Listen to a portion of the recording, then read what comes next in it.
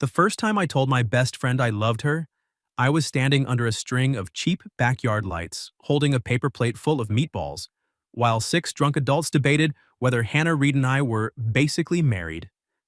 I said it because everyone was laughing. I said it because Hannah had just stolen the last garlic knot off my plate and smiled at me like crime looked cute on her. I said it because if I didn't turn the moment into a joke, I was afraid the truth would show on my face. I love you, Han, I said, pointing a plastic fork at her. But if you touch my meatballs, this friendship is going to need counseling. The yard laughed. Hannah didn't. She froze with the garlic knot halfway to her mouth. Her cheeks went pink so fast I thought maybe she'd swallowed wrong. Then she leaned closer, close enough that I could smell her vanilla shampoo and the lemon in her iced tea, and whispered, "What?" I laughed because that's what cowards do when they accidentally tell the truth. "What, you want the meatballs too?" Her eyes stayed on mine. "No," she said softly. "Say it again." That was the moment my life stopped being the nice, safe thing I had carefully arranged for it to be. My name is Miles Carter. I'm 32, a project manager for a small renovation company in Columbus, Ohio, which means I spend most of my days explaining to homeowners why walls cost money and why tile guys do not, in fact, live in the walls until needed. I am good at plans, schedules, budgets, fixing crooked cabinets, and pretending I don't notice when a woman I've known for 11 years tucks her hair behind her ear and ruins my ability to speak. Hannah Reed had been my best friend since we were 21, and both working late shifts at a campus bookstore. She was the kind of woman who could correct your grammar while carrying 3 coffees, remember your mother's birthday, and make a stranger feel like they'd been invited into a warmer version of the world. She taught 4th grade now. She wore little gold earrings shaped like moons, bought too many cardigans, and had a laugh that started quiet and then escaped like it had been waiting all day for permission. And for 11 years, I had done what any sensible man terrified of destroying the best thing in his life would do. I lied, not out loud. Out loud, I was great. Out loud, I called her Buddy and Menace, and the only woman alive who alphabetizes her spice rack but loses her car keys twice a week. Out loud, when people asked why we never dated, I said, because Hannah has standards and I have a fantasy football league. Everyone laughed. Hannah always smiled. Sometimes, though, in the split second after the joke, I'd catch something in her expression that I couldn't name. Not sadness exactly, more like she had reached for a handle and found out the door was painted on. That night, the engagement party was for her cousin, Tessa, in a backyard lit up like a Pinterest board. Hannah had asked me to come because, in her words, if I have to answer one more question about whether I'm seeing anyone, I might fake a fainting spell into the potato salad. So I went as her shield. At least that was what I told myself. The truth was, I liked standing beside her.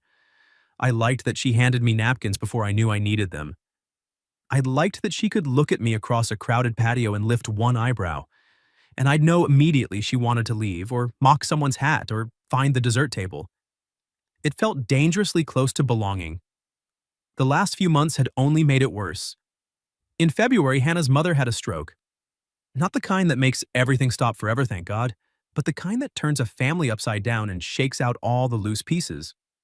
Hannah became the responsible daughter overnight. Doctor visits, insurance calls, meal plans, a house full of relatives who had opinions but not availability. I started showing up. At first, it was practical. I fixed the loose railing on her mother's porch. I drove Hannah to the hospital when her car battery died. I brought coffee at 6 in the morning and pretended I was there because the hospital cafeteria had surprisingly good muffins, which was a lie so offensive I should have been fined. But somewhere between waiting rooms and grocery lists, something shifted. She stopped performing around me. I saw her cry in a parking garage, angry at herself for being tired. I saw her fall asleep on my couch with a blanket pulled to her chin, one sock half off, still holding a printed list of physical therapy exercises.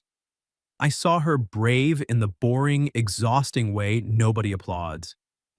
And one night, after her mom finally came home and Hannah stood in my kitchen washing a mug she didn't need to wash, she said, "You know you don't have to keep saving me." I leaned against the counter and said, "Good, because I'm more of a repair and maintenance guy." She laughed, but her eyes filled. Then she hugged me. Not the quick, casual hug we'd done 1,000 times. This one lasted. Her hand pressed between my shoulder blades, her face tucked against my chest.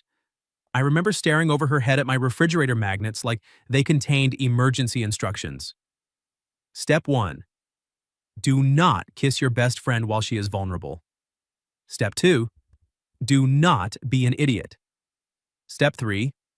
Good luck with steps 1 and 2, so I held her. That was all. And after that, Hannah started looking at me differently. Or maybe I just started noticing. At Tessa's engagement party, she wore a deep green dress I had never seen before, the kind that made her eyes look darker and made me personally resent every man in the yard with functioning vision. Her hair was pinned up badly because she'd done it herself in the passenger mirror after claiming she was low maintenance, which was Hannah speak for, I forgot we were supposed to arrive 10 minutes ago. There was one loose curl against her neck. I noticed it too much. You're staring, she murmured while we stood near the appetizer table. I'm supervising, I said. Supervising what? Your theft of my food. She grinned and took the garlic knot. That was when Tessa's fiancé, Brad, a man who believed volume was a personality, pointed at us and said, See that right there? That's marriage. Half the yard turned. Hannah rolled her eyes. Brad, please don't start. No, seriously, he said, beer bottle in hand. You two arrive together, leave together, fight over carbs, and Miles looks at you like you invented oxygen. My neck went hot. Hannah's smile faltered. Somebody said, just kiss already. Someone else laughed. I should have made a bigger joke. I should have stepped away. I should have done anything except look at Hannah in that green dress, with her stolen garlic knot and tired eyes and soft mouth, and feel 11 years of almost rise up in my throat. So I said it. I love you, Han. The words landed too cleanly, too easily, like they'd been waiting. Then came my stupid meatball joke, and the laughter, and Hannah's blush. Now she stood close enough that her shoulder brushed my arm. The party noise blurred around us. Someone turned up music near the porch, a dog barked. A woman dropped a fork and cursed like it had betrayed her bloodline. Hannah didn't move. Say it again, she whispered. I looked down at her, and for once I couldn't find a joke fast enough. Her eyes were shiny, but she wasn't upset. She looked almost scared, almost hopeful. That was worse. Because hope asks you to be brave. Hannah, I said quietly. I was just... Don't, she said. One word, not angry, just honest. Her fingers touched my wrist under the edge of the appetizer table, hidden from everyone else by a hanging white tablecloth. A tiny touch, warm, careful. Like she was asking a question with her hand because her mouth didn't trust the answer. My heart kicked once, hard. Then she leaned in closer and said the thing that changed everything. Miles, were you joking? There are questions that come with escape routes. Do you want coffee? Maybe later. Can you help me move? I have a thing. Were you joking? There was no safe hallway off that one. No window to climb out of. No polite little shrug that would let us go back to standing beside each other at parties, pretending we weren't the main conversation our hearts kept having behind our backs. Hannah's fingers were still on my wrist. I could feel each one like a separate truth. Across the yard, Brad yelled something about cornhole. Someone laughed too loudly. Tessa's grandmother asked where the napkins were for the 4th time, and I, a grown man who once calmly handled a basement flood, and a furious homeowner in the same afternoon, stood there holding meatballs like my entire future depended on marinara. Hannah, I said, and my voice came out rougher than I meant. Her thumb shifted lightly against my skin. Please don't say my name like a warning, she whispered. That broke something in me. Not loudly, not dramatically. Just a small final snap in the place where I kept every almost and not now and don't ruin this. I set my plate down on the table. No, I said. Her lips parted. No, I wasn't joking. The backyard did not go silent.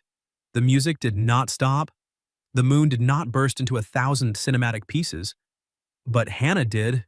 She went completely still, except for her eyes moving over my face like she was reading a language she had once known in a dream. I laughed once under my breath, not because anything was funny, but because terror apparently needed ventilation. I mean, the meatball part was real, I said. I have boundaries. Miles. Right. Her blush had faded into something softer, deeper. Her hand slipped from my wrist, and for one awful second I thought she was pulling away. Instead, she took my hand. In public. Hannah Reed, who never made scenes, who once apologized to a chair she bumped into, laced her fingers through mine under the tablecloth. I need air, she said. We're outside. I need different air. Right, yes, different air. She led me away from the appetizer table like she knew where she was going, but she absolutely did not. We walked past the drink coolers, circled the same decorative barrel twice, and nearly wandered into a group of older relatives discussing mortgage rates before she tugged me toward the side gate. Neither of us let go. The gate opened onto a narrow driveway where the party lights thinned and the noise became muffled, like the whole world had stepped behind a curtain to give us privacy. Hannah stopped beside a hydrangea bush, then turned to face me. For a moment, we just looked at each other. This should have been awkward. It should have been impossible. 11 years of friendship should have stood between us like furniture in a dark room. Instead, I noticed stupid things. The tiny freckle near her left eyebrow, the gold moons at her ears, the way she kept inhaling like she was about to speak and then didn't. I wanted to touch the loose curl against her neck. I did not touch the loose curl against her neck, because I was trying, belatedly, to become a respectable man. Hannah swallowed. How long? I looked at the pavement. No, she said. My eyes came back to hers. Don't do that, she said. Don't hide from me now. I had heard Hannah use that voice with fourth graders who claimed they had no idea how glue got on the ceiling. Gentle, firm, impossible to disobey. A while, I admitted. Her expression flickered. A while like, since February? I shook my head. Since last year? Another shake. Her hand tightened around mine. Miles. I blew out a breath. Since you threw a paperback at my head because I said the movie was better than the book. Her mouth opened. That was 10 years ago. 11. And for the record, I still think the movie had better pacing. She stared at me. Then she slapped my arm with her free hand. Ow. 11 years? I know. 11 years, and your plan was what? Secretly pine until one of us died in a cardigan avalanche? In my defense, you own a lot of cardigans. Miles.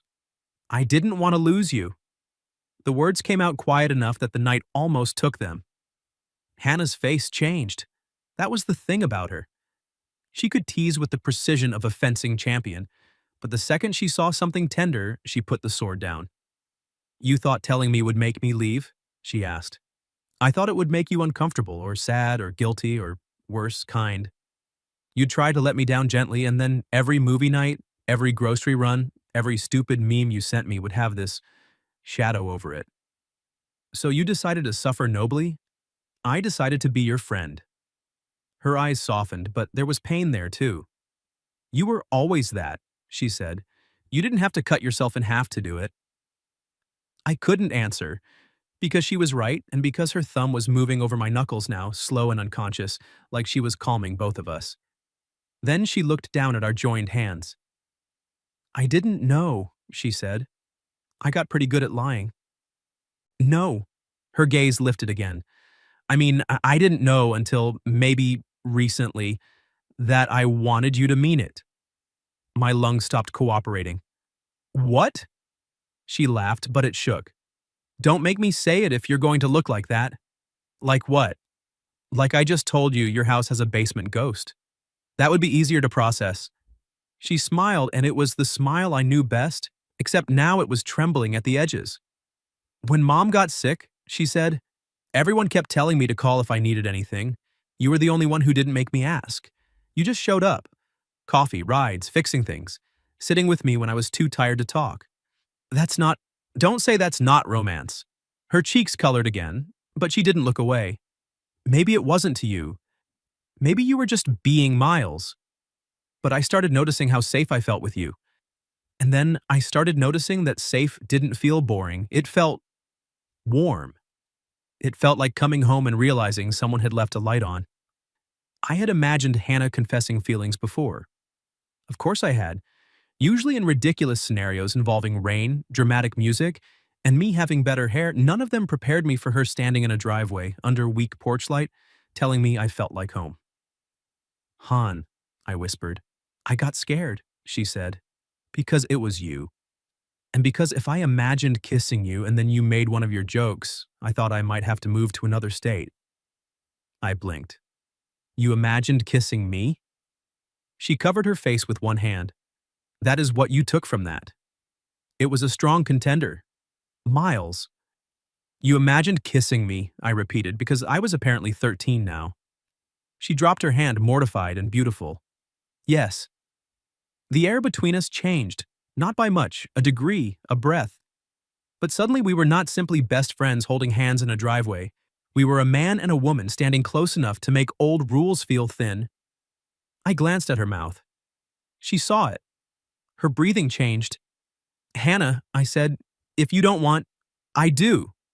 The words were immediate, too immediate to misunderstand. I took one step closer. She didn't move back.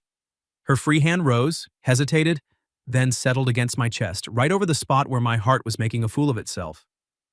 We should probably talk more, I said. We will. We should be careful. Probably. This could get complicated. Her eyes narrowed. Miles Carter, if you list one more practical concern while I am trying to have a life-changing moment with you, I will steal every garlic knot you ever love. I laughed. And then I touched her face, just with my fingertips along her cheek, soft enough to give her time to pull away. She didn't. Her eyes fluttered closed for half a second, and that tiny surrender nearly undid me. I bent slowly. She rose onto her toes. Our first kiss was not dramatic. It was careful, warm, a little uncertain. Then Hannah made a small sound in the back of her throat, and her fingers curled in my shirt, and the kiss became something else. 11 years of restraint did not explode, it melted. I kissed her like I was asking. She kissed me like the answer had taken months to find, and she was relieved to finally give it. When we broke apart, she stayed close, forehead almost touching mine. Well, she whispered. I nodded, dazed. That was terrible. We should never do it again. She laughed against my mouth. Then she kissed me once more, quick and sweet. Say it again, she said. This time I didn't pretend not to understand. I love you, Hannah. Her eyes shone. From inside the yard, someone shouted, Has anyone seen Hannah and Miles? Hannah looked toward the gate, then back at me, her hand still fisted in my shirt. Not yet, she said. Not yet what? She smiled, shy and daring at once. Don't let them have us yet. Don't let them have us yet. If Hannah had asked me to steal a car in that voice, I would have checked whether she preferred automatic or manual. Instead, I nodded like a man with dignity and said, We could make a run for it. Her eyes widened. From my cousin's engagement party? You said different air. I'm committed to the assignment. We can't just leave. We can if we walk briskly and avoid eye contact with grandmothers. Hannah pressed her lips together, trying not to smile. Tessa will kill me. Tessa is in love. She won't notice anything for at least 40 minutes. And after 40 minutes, we fake our own deaths. She laughed, and the sound loosened the last tight thing in my chest. 2 minutes later, we were sneaking down the sidewalk like teenagers, her hand in mine, both of us ducking instinctively when someone opened the side gate behind us. It was only Brad yelling, Found more ice! Hannah shoved me behind a maple tree. I whispered, Did you just use me as cover? You're taller. I feel objectified. You'll survive. She was still holding my hand when we reached my truck. That mattered. It mattered more than the kiss somehow, because kissing could be blamed on moonlight and adrenaline and garlic knots. But Hannah choosing to keep her fingers threaded through mine in the quiet after? That was deliberate. I opened the passenger door for her. She paused before climbing in. Where are we going? Somewhere public enough that we behave. Her eyebrow lifted. I cleared my throat. Mostly. The blush came back, and I nearly shut my own fingers in the door. We ended up at Rosie's, a 24-hour diner with cracked red booths, pie rotating in a glass case, and a waitress named Marla who had seen every kind of human mistake and judged all of them equally. Hannah and I had been there 100 times. After bad dates, after good movies, after my dad's retirement party when she rescued me from a 3-hour conversation about lawn fertilizer, after her breakup with a pharmacist who used the phrase, optimize my emotional bandwidth without shame. But walking in that night felt different. The bell over the door jingled, and Hannah glanced at me like we had crossed a border. Our booth, I asked. She looked toward the corner booth by the window. Then she looked at our hands. Our booth, she said softly. Marla brought coffee without asking. Well, look at you two. Party close after 10 p.m. Somebody get married? Not us, Hannah said too fast. Marla's eyes dropped to our joined hands. I tried to let go, worried Hannah might feel exposed, but she tightened her grip. Marla smiled slowly. Uh-huh. Pie, I said, because I had no other defense. Apple or cherry? I looked at Hannah. She smiled. Both. Marla tapped her pencil on the pad. That kind of night, huh? When she left, Hannah slid into the booth across from me, then immediately frowned. What? I asked. This feels too far. Before I could respond, she stood, came around, and slid in beside me. Shoulder to shoulder, knee to knee. My entire body became aware of itself in an inconvenient and deeply unprofessional way. Better, she said, folding her hands on the table like she had not just rearranged my nervous system. I stared at her. What? She asked. You sat on my side. I did. You never sit on my side. I'm experimenting. With diner seating? With not pretending. That shut me up. Her smile faded a little, but not sadly. More like the joke had led us to the edge of something real again. I don't want to go backward when we leave here, she said. My heart gave that hard kick again. Neither do I. But I also don't know how to do this. She looked down at her hands. You know everything about me. My coffee order, my mom's medications, the fact that I cry at school concerts, even when the recorders are objectively terrible. That's because children playing recorders sounds like ghosts arguing. Miles. Sorry. Her mouth twitched. You know me too well. Which sounds good, except, what if I'm not mysterious enough to date? I turned slightly toward her. Hannah. No, I'm serious. Her fingers started worrying the edge of a napkin. People get dressed up and ask charming questions, and discover each other. You already know I sleep in old charity walk t-shirts and panic buy soup when it snows. I find the soup thing alluring. You say that now. I have always admired a woman prepared for weather and sodium. She laughed, but her eyes stayed uncertain. So I reached under the table and took her hand again. Can I tell you something terrible? I asked. That depends how terrible. I don't want mystery from you. She went still. I want the stuff I already know, I said. I want your cardigan avalanche and your soup bunker. I want you grading papers at my kitchen table and leaving red pens in my couch cushions. I want you calling me dramatic when you are clearly the dramatic one. I am not. You once gave a basil plant a pep talk. It was struggling. I want that too. I rubbed my thumb over her knuckles. And I want new things. Dates, firsts, finding out how you like to be kissed when we're not hiding beside hydrangeas. Her breath caught. I leaned a little closer. I want to learn you in a way I never let myself before. The diner noise hummed around us. Silverware, coffee pouring, Marla laughing near the counter. Hannah's eyes filled, but this time she smiled through it. That was a very good answer, she whispered. I've been preparing for 11 years. She laughed and leaned her head against my shoulder. It was such a simple thing, her temple resting there, her hair brushing my jaw. But it felt more intimate than anything that had happened in the driveway. It felt like a promise neither of us had drafted yet. Marla arrived with 2 slices of pie and 1 fork. Hannah lifted her head. Only one? Marla winked. Budget cuts. The second Marla walked away, Hannah picked up the fork, cut into the apple pie, and held it toward me. I stared. She rolled her eyes. Open your mouth, Carter. You're feeding me pie? I am offering a romantic gesture. Don't make it weird. It's already weird. I'm emotionally overwhelmed by pastry. But I leaned in and took the bite. Her eyes stayed on my mouth for half a second too long. Then she looked away, pink-cheeked, and whispered, "Okay, maybe I made it weird."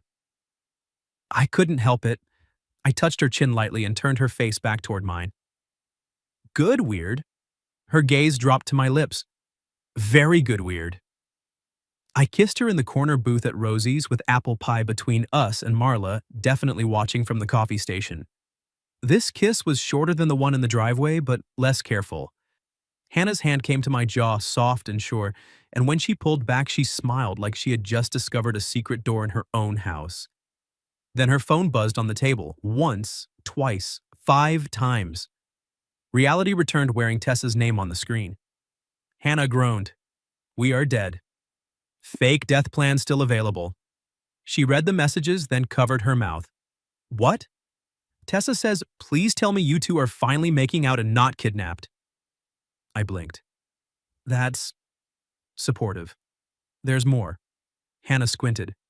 "If yes to making out, take your time. If kidnapped, send location." I relaxed. Then another message appeared.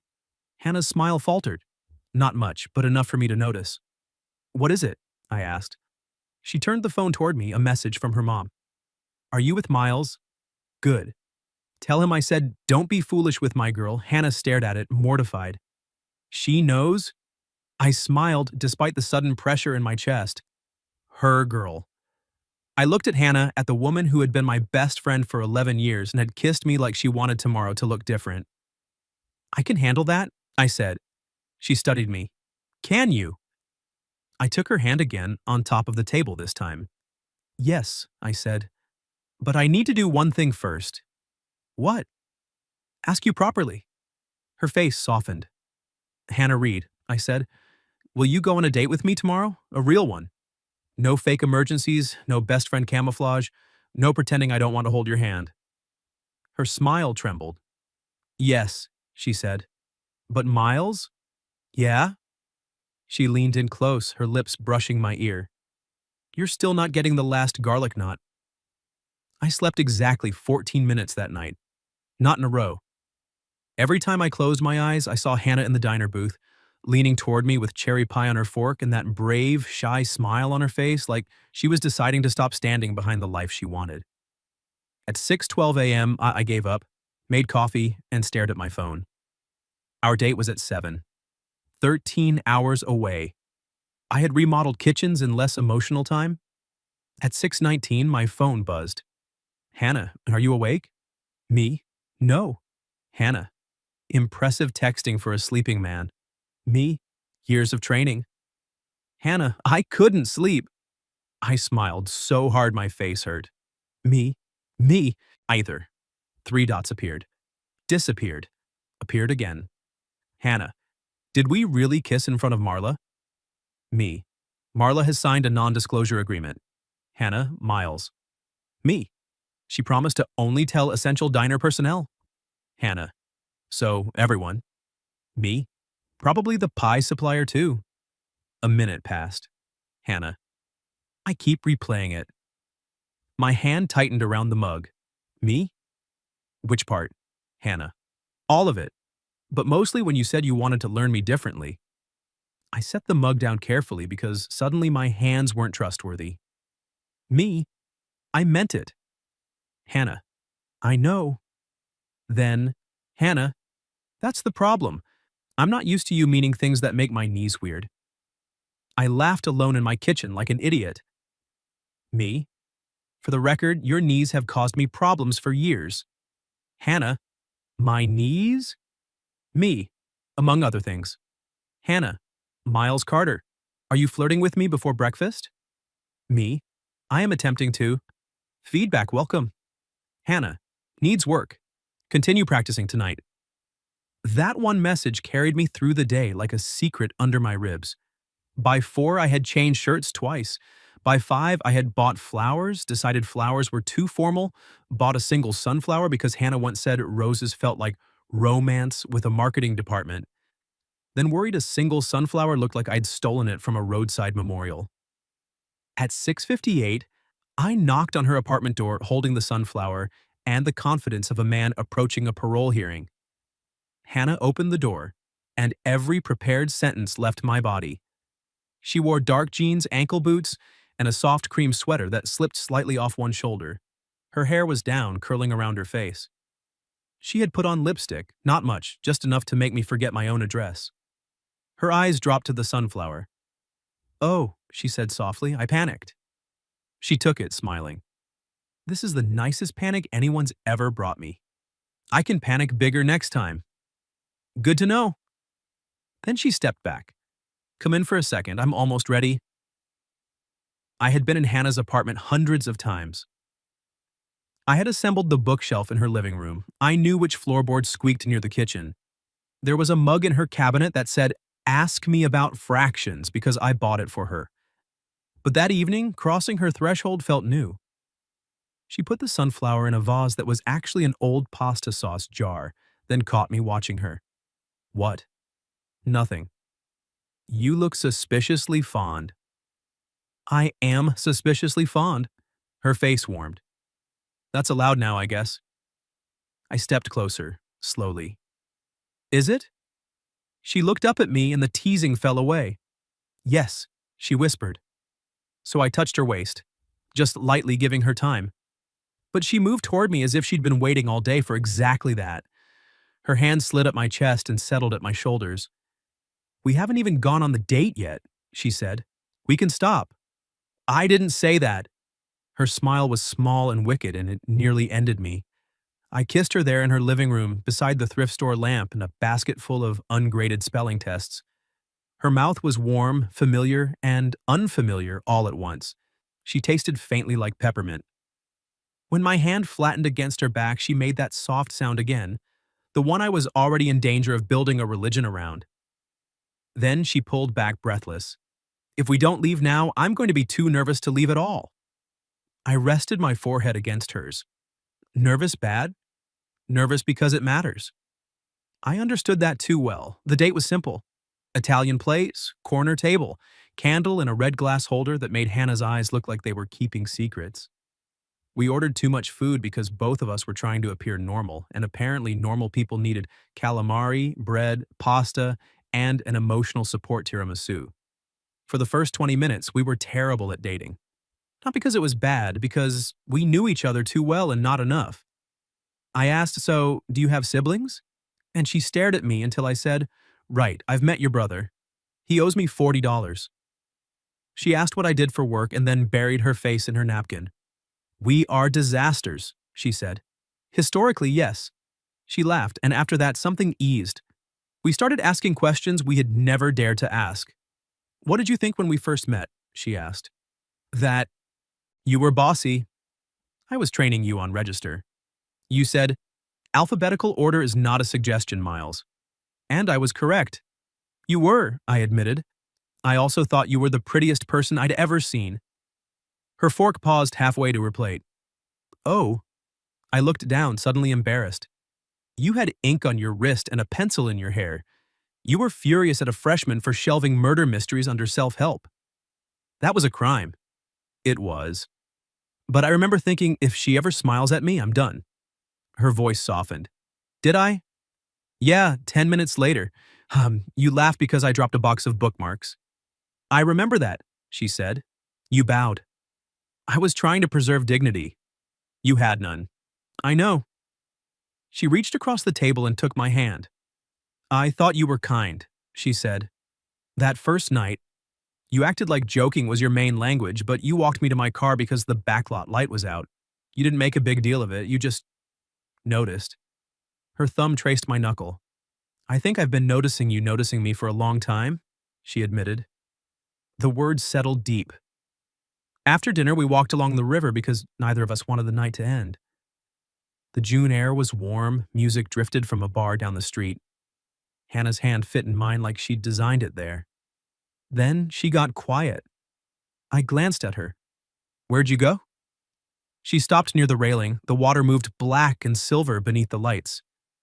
"I'm scared," she said. My stomach tightened, but I didn't interrupt. She looked at me. Not of you. Of this being perfect for one weekend and then strange. Of losing the person I call when my sink leaks or my heart hurts. Of wanting too much and finding out we were better as almost. I stepped closer. I'm scared too. You are? Hannah, I have been in love with you for over a decade. I'm basically a haunted house with a driver's license. She gave a watery laugh. But I don't want almost any more, I said. And I don't want to rush you because I finally got brave. If we need to go slow, we go slow. If we need awkward first dates where we pretend not to know your brother, we do that. But I'm choosing this. I'm choosing you. Not because it's easy, because it's you. Her eyes shone in the lamplight. I'm choosing you too, she whispered, even scared. That was the clearest yes I had ever heard. She stepped into me, arms sliding around my waist, cheek against my chest. I held her by the river while people walked past and the city kept moving around us, completely unaware that my entire world had narrowed to the woman in my arms. After a while, she tilted her head back. Kiss me like we're not pretending, she said. So I did. No hydrangeas hiding us, no diner booth, no joke to soften it, just Hannah choosing me and me finally brave enough to let her. When we separated, she smiled against my mouth. Okay, she whispered. Okay, what? Okay, boyfriend candidate. You may walk me home. Candidate? There's a probationary period. How long? She pretended to think. Depends on garlic knot availability. I laughed and tucked her hand into the crook of my arm. But outside her apartment building, she didn't go in right away. She looked at the door, then at me. Do you want to come up? She asked, quickly adding, for tea. Actual tea? I'm not trying to. I might be trying to eventually, but not. I kissed her forehead. Tea sounds perfect. Relief and affection softened her whole face. Upstairs, she made chamomile neither of us drank. We sat on her couch with our knees touching, talking until the clock blurred past midnight. At some point, she fell asleep against my shoulder. I stayed still, smiling in the dark.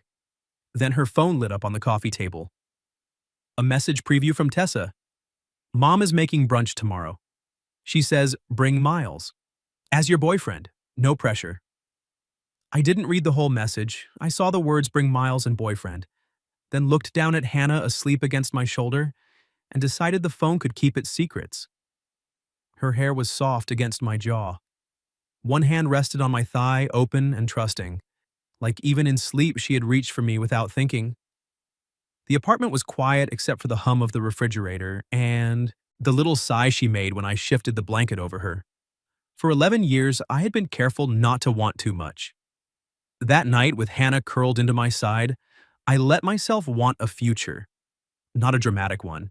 Not some movie version with swelling music and impossible promises. Just mornings with her hair in my sink, her red pens in my truck, her mother calling me to ask if I could fix a loose cabinet and then pretending it wasn't an excuse to check whether I was being sensible. Hannah stealing food from my plate and kissing me like apology was optional. At 1:17 a.m., she stirred. Did I fall asleep? She mumbled. No, you were resting your eyes with commitment. She lifted her head, saw my smile, and groaned. I'm an incredible date. Top 3. Her eyes narrowed. Top 3? Top 1, but I didn't want you getting arrogant. She smiled, sleepy and unguarded, then noticed her phone glowing on the table. Oh no. I didn't snoop. But you saw. Enough to know I may have been promoted. Hannah grabbed the phone, read Tessa's message, and turned scarlet. My family has no boundaries. I've met them. That was clear. She covered her face. They're going to be unbearable. Probably. And loud. Definitely. And my Aunt Paula will ask if we're trying for children by the omelet station. I paused. There's an omelet station? Miles. Sorry, fear response. She lowered her hands and looked at me with nervous eyes. We don't have to go. I knew what she was really saying. We don't have to define this in front of people. We don't have to let everyone touch the fragile new thing. We can keep hiding a little longer. I took her hand and kissed her knuckles. Do you want me there? Yes, she said immediately. Then I'm there. Her expression shifted, softened. As what? My heart started up again, hard and hopeful. I could have joked. I almost did. As your emergency brunch consultant. As omelet security? As the man your aunt interrogates until he confesses to crimes he didn't commit. But Hannah deserved better than another joke standing in for courage. As your boyfriend, I said. If that's still an available position. Her smile came slowly, bright enough to ruin me. It is, she whispered. Full-time, terrible benefits, high garlic knot competition. I accept. She leaned in and kissed me, soft at first, then smiling, then not smiling at all. When she pulled back, she pressed her forehead to mine. My boyfriend, she said, like she was testing the shape of the words. My Hannah, I said before I could stop myself. Her breath caught. I started to apologize, but she shook her head. I like that, she whispered. The next morning, I walked into brunch holding Hannah's hand. Not near her hand. Not brushing it accidentally. Holding it. Tessa spotted us first and screamed. Actually screamed. Brad yelled, called it, and nearly dropped a pitcher of orange juice. Aunt Paula looked us up and down and said, Finally, I've had a $20 bet riding on this since Thanksgiving. Hannah's mother sat at the kitchen table, one hand wrapped around a mug, her smile slightly crooked from the stroke and more beautiful because of it. She looked at our joined hands, then at me. So, she said, you stopped being foolish. Yes, ma'am. Hannah made a sound of protest. Mom. Her mother ignored her. Good, she likes when people show up. I know, I said, and she hates carnations. I know that too. And when she says she's fine, she usually isn't. Hannah's grip tightened. I looked at her, not her mother, when I answered. I know. But I'm learning to ask anyway. Hannah's eyes went shiny right there in her aunt's kitchen between the fruit salad and the suspiciously aggressive quiche. Her mother nodded once. All right then. That was it. No speech, no threat. Just permission, in the language of people who had watched Hannah carry too much and wanted someone to hold some of it with her. Later, while everyone argued over whether mimosas needed more juice or less dignity, Hannah pulled me into the pantry. What are we doing in here? I whispered. Hiding. From brunch? From emotional consequences. I glanced at the shelves. There are 12 cans of soup in here. She lifted her chin. Weather can change quickly. I find you deeply attractive right now. You find emergency soup attractive? I find you attractive. The soup is context. She laughed, then went quiet. In the narrow pantry with cereal boxes behind her, and my hand braced on the shelf beside her head, she looked up at me like she still couldn't quite believe we were allowed. I keep thinking I'm going to wake up, she said.